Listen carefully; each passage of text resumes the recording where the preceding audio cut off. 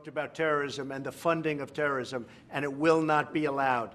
It will not be allowed. That would be the one thing that would end the relationship with any country.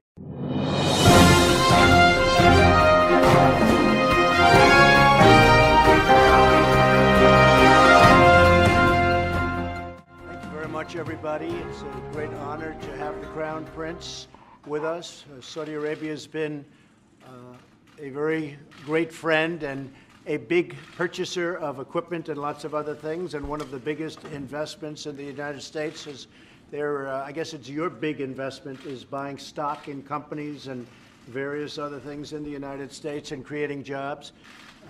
We've become very good friends over a fairly short period of time. I was in Saudi Arabia in May, and we are bringing back hundreds of billions of dollars into the United States, and we understand that, and they understand that. Some of the things that have been approved and are currently under construction and will be delivered to Saudi Arabia very soon, and that's for their protection. But if you look in terms of dollars, $3 billion, $533 million, $525 million, that's peanuts for you. Should have increased it. $880 million, $645 million, $6 billion, that's for frigates. 889 million, 63 million, and that's for various artillery. Some of the things that we're now working on, thanks, and that have been ordered and will shortly be started in construction and delivered. THAAD system, $13 billion. The C-130 airplanes, the Hercules, great plane, $3.8 billion. The Bradley vehicles, that's the tanks, $1.2 billion. And the P-8 Poseidons, $1.4 billion. And what it does is it really means many, many jobs. We're talking about over 40,000 jobs in the United States. So we make the best equipment in the world. There's nobody even close. And Saudi Arabia is buying a lot of this equipment, and a lot of people are at work making the equipment, not only for us, because we, as you know, we're getting a $700 billion military proposal, and that's even a lot for you guys. But we're getting a $700 billion military plan this year, and 716 will be next year, $716 billion.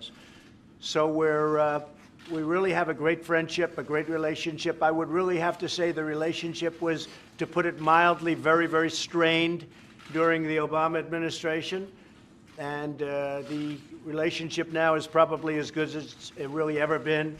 And I think we'll probably only get better. Tremendous investments made in our country, and that means jobs for our workers, jobs for our people.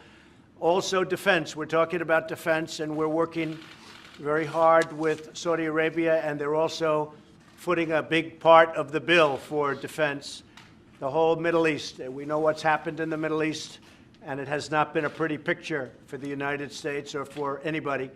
And a lot of things are changing, and they're changing very rapidly. As you know, ISIS is now, we've recaptured almost 100% of the territory, as you probably have heard, before anybody. But we've captured close to 100% of the territory held by ISIS. And we've moved very rapidly, very quickly, and that's really coming to an end in that part of the world. It's coming to an end. And we'll be able to get out of certain areas that we've wanted to get out of for a long period of time. And other countries can handle it. At this point, they'll be able to handle it. So it's a great honor to have you and your representatives here. Crown Prince, thank you very much. Thank you for being here. Thank you, Mr. President. Actually, the relation between Saudi Arabia and the rest of America, it's an old relation. We are the oldest ally for the rest of America and the Middle East. Right. More than 80 years of alliance and big interest, politically, economically, and security in different area and a lot of area. And the foundation of the relation, it's really huge and really deep in different issue. We know that today the relation, it's the cause of more than 4 million jobs in the US of America, directly and non-directly. Also, it's a cause for a lot of jobs in Saudi Arabia, directly and non-directly. And as you know, Mr. President, from day one, you've reached this office. We've planned to to tackle $200 billion of opportunity in the next 4 years, but it end up with $400 billion of opportunities. You've talked today, Mr. President, about the military deals. The implementation in it's more than 30%, and also the implementation overall in the $400 billion of opportunity, more than 35%. Right. We planned this for the next 10 years, but it happens in 1 year we implement 35%. So this is a signal that there is a lot of things could be tackled in the close future and more opportunities, and that's why we are here today, to be sure that we've tackled all the opportunities and achieve it, and also get rid of all the threats facing our both countries and the whole world. So I'm very glad to be here today. Well, that's right. And you know, one thing that you have been really focused on is the terrorism threat and the funding of terrorism. And whether it's Saudi Arabia or other countries, as we know, there will be no funding. We have a zero tolerance for the funding of terrorists, and we're working very hard. And I will say that Saudi Arabia has been working very hard on that, as are certain other countries in the Middle East. When I was there in May, I think it was one of the most incredible two-day meetings that I've ever seen, that anybody's ever seen. It was an amazing two-day period. We had 56 countries. We had, everybody was there. The head of every country, virtually, I guess, in every case, it was the head of the country. And we talked about terrorism and the funding of terrorism, and it will not be allowed. It will not be allowed. That would be the one thing that would end the relationship with any country. So I think there's a very big focus on that, the funding of terrorism, meaning it's over. And the other thing that I really am very happy about is that we talked about $400 billion worth of investment, of which we've already invested and seen invested $200 billion to our companies, to various other places and people that make things. So a lot of places throughout the United States are benefiting by this massive investment made by Saudi Arabia to buy product from the United States. And again, we make the best military product in the world, whether it's missiles or planes or anything else. There's nobody that even comes close. So I just want to thank you, and I want to congratulate you on everything. Thank you very much. Thank you, Mr. Thank you very much, everybody.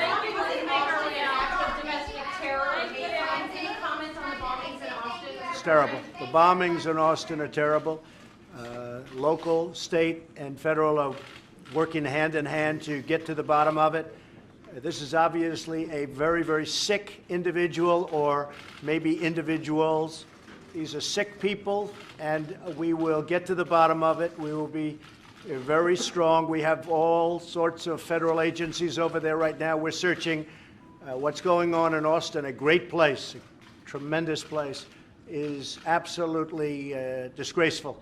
So we have a lot of power over there. We're looking. It's not easy to find. But these are sick people, and we have to find them as soon as possible. We have to find them really immediately. I will say, working with Texas, working with the local governments has been great. But we have to produce, we have to find this very sick person or people. Thank you all very much.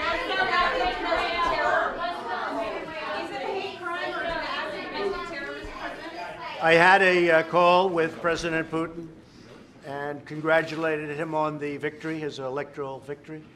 The call had to do also with the fact that we will probably get together in the not-too-distant future so that we can discuss arms, we can discuss the arms race. As you know, he made a statement that being in an arms race is not a great thing. That was right after the election, one of the first statements he made. And we are spending $700 billion this year in our military, and a lot of it is that we are going to remain stronger than any other nation in the world by far. We had a very good call, and I suspect that we'll probably be meeting in the not-too-distant future to discuss the arms race, which is getting out of control, but we will never allow anybody to have anything even close to what we have, and also to discuss Ukraine and Syria and North Korea and various other things. So I think probably we'll be seeing President Putin in the not-too-distant future. Well, we're going to see what happens. The Iran deal is coming up. It's probably another month or so, and you're going to see what I do. but Iran has not been treating that part of the world or the world itself appropriately. A lot of bad things are happening in Iran. The deal is coming up in 1 month, and you will see what happens. Okay? Your Royal Highness, should the president pull out of the Iran deal? Well, we'll talk about that today. Okay, thank you very All much, right, everybody. everybody, let's make it.